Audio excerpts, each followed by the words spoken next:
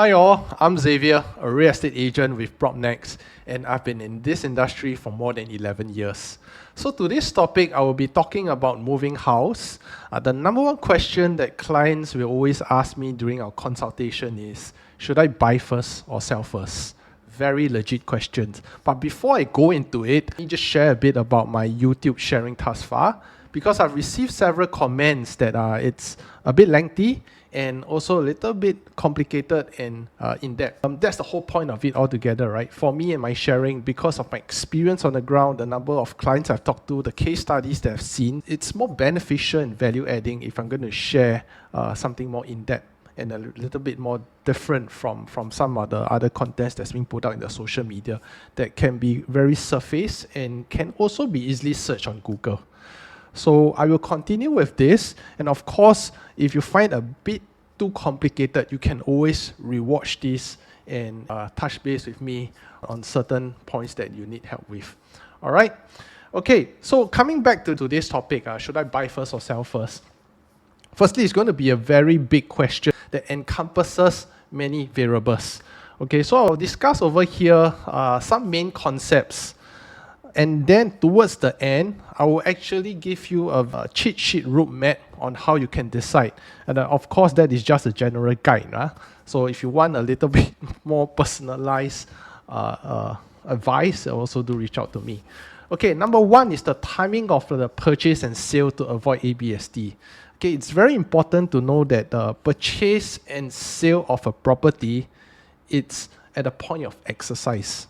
Okay, so when you look at a timeline, a process of a purchase and a sale, there is an option, and then there is an exercise option. The option, the issue of option, and then the exercise of option. And lastly, it will be the completion of the properties where the keys are being handed over, and officially, if you are the seller of the house, you will transfer the ownership to the buyer of the house. Okay, there's three main processes inside. So the point of recognition is the exercise of the option. Okay, do note. So if you are going to move from one to another, to avoid ABSD, the sale exercise must always be before the purchase exercise. Okay, this is the general guide.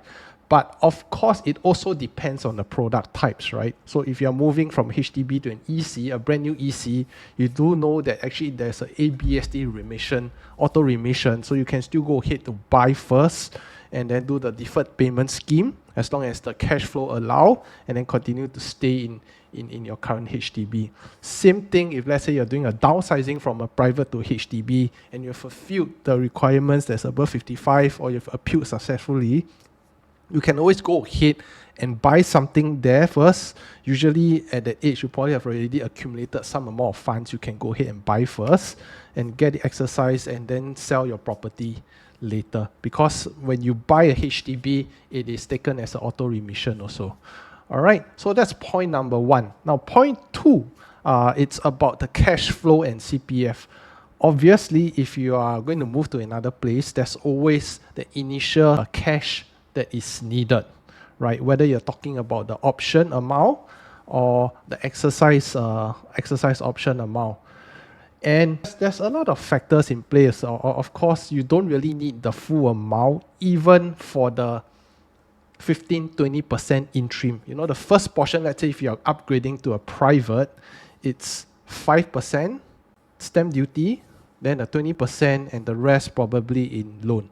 The 20% can also be done with a bridging loan if you've managed to sell your place and have already an exercise option, a sale exercise option already. So a bridging loan can also be used. But the most important is at least you must have the option fee available. I mean, some people, if you don't even have the option fee available, then you probably have to sell first.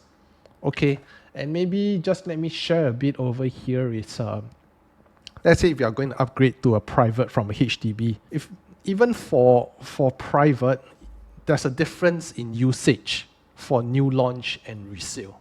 So for upgrade to a new launch, you can actually use your existing OA that is not used in your current place, the existing OA that is unutilized, to pay for the stamp duty of the new launch. But if you are going to buy a resale, you can't use the existing OA because there is some time limit involved.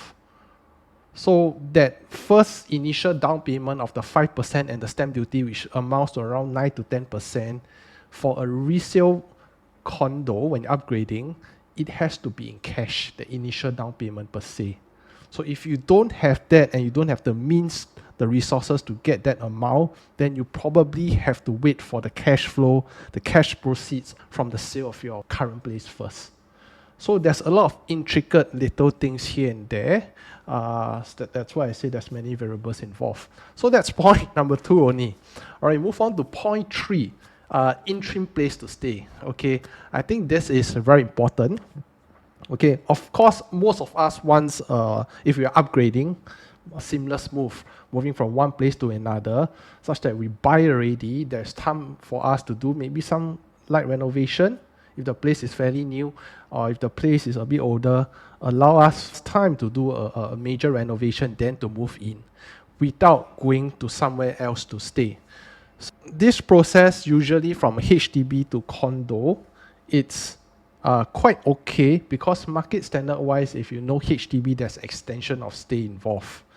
But then again, even with extension of stay, you have to look at the certain market conditions. So as I'm going through all these variables, you realize that they're all intertwined together and how they affect your pricing strategy and what are the options you have altogether. Right? Let's say if you want the extension of stay for HDB, perhaps you'll also be limiting the pool of buyers for your property, and also the sale price of your property will not be that good. But if you value convenience as the priority, then I think that makes sense. Okay, to have that extension of stay as the number one requirement for your sale. Okay, but let's say if you have someone else's place to stay, a parent's place, grandparents' place, brother's place, or whoever that has an empty place, or even you're okay to rent. And talking about rent in today's current market, when the rents are actually softening, it might make sense to really sell, rent, and buy also. So you see, it also depends on the market condition. So interim place to stay is important, whether you have that means or you have the flexibility to rent. Then that could also help you decide whether you should buy it first, sell first, or do it concurrently. Okay, so that's point number 3. All right.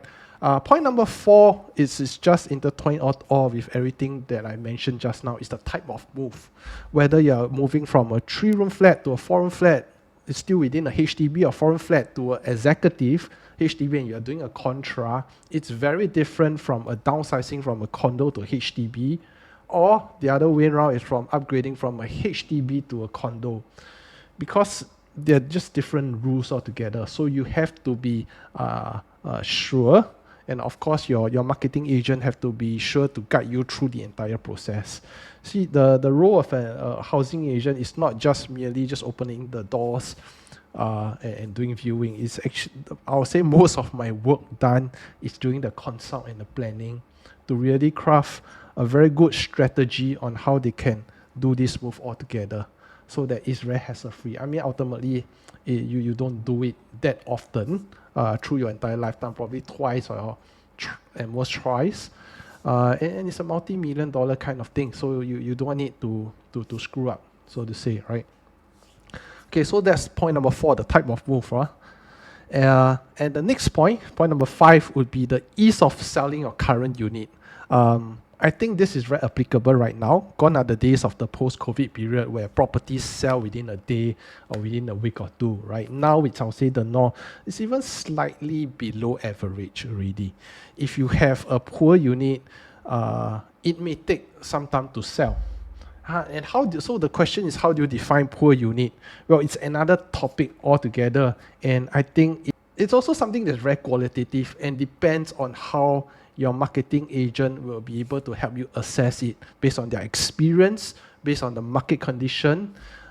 Because if it's a tough selling property, it might make sense to just focus on selling first. Because if you're going to go and search for something, do it concurrently, you firstly might be wasting your time. Secondly, if you commit to something and you can't sell your first one, you might be caught in a no man's land. All right, so it's a qualitative way of assessing your current unit for sale. So, but do bear that in mind. I think that is very, very important. Okay, the next point, point number 6. All right, is the next purchase requirement very stringent? Well, this is again also quite subjective. It depends on your personal needs and your wants. I mean, some people who have religious beliefs, feng shui beliefs, have very particular demand on their housing, especially for own stay, then probably more focus should be on doing it concurrently and should be buying first. All right, especially if you put into this market condition, I would say a very good unit might be a bit hard to find. You might want to focus on finding that very good unit because the good stock available on the market is limited. If you put that together, of course, you must be finding a property that is reasonable in pricing, right? Yeah, so that's point number 6. And then lastly, to sum it all up, we have to put everything together with the market condition. Okay, market condition is important and that ties together with the type of move. Unfortunately, everything is linked. Why do I say that? Okay, for example, during the post-COVID period, because that is just very fresh in our memory, when the market was going up very fast, you might want to buy first, especially if you're upgrading. The next property purchase will be much more expensive than your current place. And if everything is going up, of course your current place is going up, but because you're upgrading, you're buying something more expensive, there's greater emphasis and weightage on that next purchase, right? So you should be buying first when the market is going up very fast. Because ultimately, your sale can take place fast too, right? But you want to catch something before the price goes up. So that's a good illustration. Of course, the best situation, I would say a best market situation to do this kind of restructuring, upgrading, downsizing, right, is when the market it's flat. But a flat market must also have healthy transaction volumes. I would say right now the transaction volumes are quite thin because there's a mismatch in buyers and sellers' expectation. But by and large, I'll say now is still a good time to do restructuring because you won't be caught in a no man's land when the market is going very fast or the market is going very, very fast up or going fast down. Now it's still, I'll say it's still rather flat. So it's still good to do restructuring. All right, so this is market condition, point number 7. Okay, so I hope you have gained some understanding about these 7 pointers that I mentioned earlier to help you at least understand, some of these variables and decision-making factors on whether you should buy first or sell first. All right, so moving on next, I'll just share this easy roadmap on how you can actually even decide on your own whether you should buy first, sell first, or do it concurrently. All right, so first up, okay, if you see the chart over here, I'll have this question. Do you have enough cash for your next property down payment? Okay, if it's no, obviously, if you don't have enough for the option fee, I think there's no choice. You would have to sell first ultimately. This is the first immediate cut-off. But if you have enough, of course, if you have enough, then you'll move on to the next question would be, is your unit easy to sell? So see this one over here, this track to the left. If your unit is easy to sell, then I will also consider whether your next purchase is specific, if the requirements are very stringent. Now, if it is very specific, then I think it would be good to buy first. You want to take some time to select a good product that really suits you out there. So you can buy first because of the knowledge that you can actually sell your property easily once you found something you like. I think that makes sense, right? But no, if let's say you're quite flexible with your purchase, then you can actually do it all concurrently. Okay, so this side is quite easy to understand. Now then the question you'll be asking me is, let's say if I need a place to stay, an interim place to stay and things like that, I think it will be factored in nicely because over here you can see that this is on the track whereby your property is easy to sell. So you can factor in probably an extension of stay period or even a rent back for a private property. Okay, so that will actually solve the interim place to stay issue. Okay, now looking on to the other track when your property is not easy to sell. Okay, let me go to the start first. So if you have enough cash for your next down payment, yes. Then is your property easy to sell? No. Then next, I will determine whether, is there a temporary accommodation or if you're open to rent during this transition. So if you're open to rent, then because it is not easy to sell, I would actually sell first. So I'll cut off immediately and say, you can actually just sell first. Then you can rent a place, then do the purchase because it will take some time to sell. I don't want you to put too stress and then you buy something after that you cannot sell. Okay? Now on the flip side, if you don't have a template, you're not flexible to rent, then the next question after that is the same one. Next purchase is going to be very specific. If it's going to be very specific, I think it is okay to do it concurrently. As you get more variables in line, you can see over here there's already 4 variables already. Then there's more qualitative, there's an understanding of the situation and being rather flexible towards the end. So you can do it concurrently. But if your purchase is not specific, because it is not easy to sell, I think you can also sell first. Because once you sell already, you immediately can find something to buy and then hopefully try to tie in all together with a rent back or extension of stay, But again, it's 4 variables already, so there's a lot of factors and variables in place.